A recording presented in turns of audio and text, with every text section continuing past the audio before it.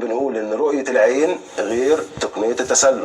دي حاجه ودي حاجه، لان احنا بنتكلم في سنتيمترات وبنتكلم في ملي وبنتكلم ده هو سابق بصباعه ولا ده سابق بكتفه لا ده في ميل لا ما فيش ميل. فكل ده طبعا يعني ما فيش مجال للاجتهاد، ما فيش مجال للاجتهاد، مع احترامي طبعا لكل اللي بيقول الكلام ده، لان احنا مش كل مره هنطلع نشكك في الخطوط ونقول والله لا ده هي الخطوط مش مظبوطه، لا ده اترسمت غلط، لا ده ما فيش الكلام ده، ما بيحصلش في الدنيا كلها يعني. برضو لو رجعنا تاني حضرتك للقصه حضرتك بتتكلم فيها اللي هي قصه التطوير. في بدايه الموسم لجنه الحكام اعلنت وقالت ان انا هلعب بعدد محدود من الحكام علشان احافظ على مستواه. كلام منطقي.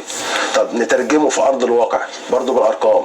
لما نيجي نقول انا هلعب بعدد محدود، معنى كده ان انا هلعب بالعدد اللي انا لعبت بيه الموسم اللي فات ولا اقل ولا اكتر؟ المفروض ان هو اقل. تمام. طيب خلال السبع اسابيع دول احنا لعب عندنا حكام ساحه 30 حكم ساحه في 8 ماتشات 8 اسابيع 8 اسابيع 7 اسابيع. انا الاحصائيه عندي على 7 اسابيع. في حين ان الموسم اللي فات اللي كانوا لعبوا 25 حكم.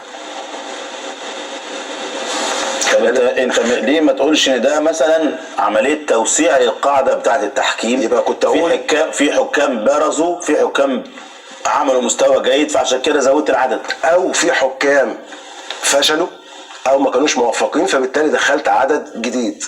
يبقى انا من البدايه خالص ما اقولش ما احطش السكينه على رقبتي واقول حاجه انا مش هعملها.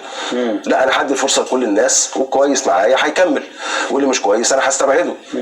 انما ده انت اللي اخترت الحكام اللي انت هتلعب بيها، فاخترت عدد اكتر من العدد اللي اتلعب بيه في نفس المده الموسم اللي فات. طيب نروح لحاجه تانية، ركلات الجزاء.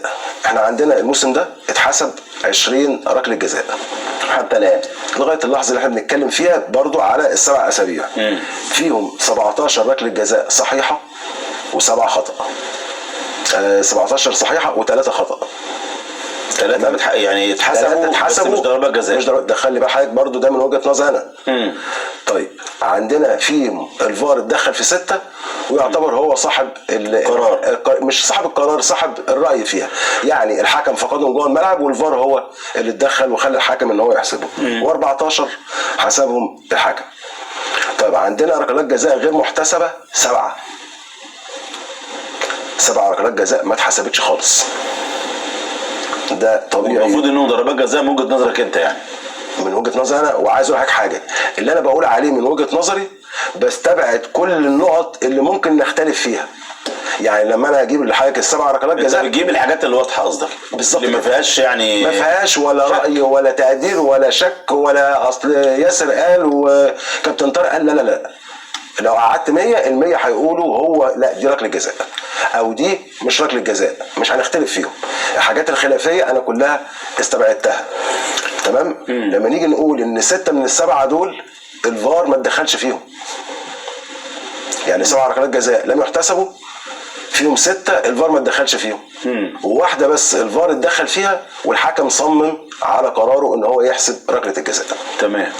فده خلال ال7 اسابيع. طيب في نفس الوقت برضو في حاجه ايجابيه ان الفار اتدخل وخلى ان الحكام تتراجع عن 3 ضربات جزاء كانوا حاسبينهم، ولكن اكتشفوا ان هم مخطئين عن طريق حكام الفار.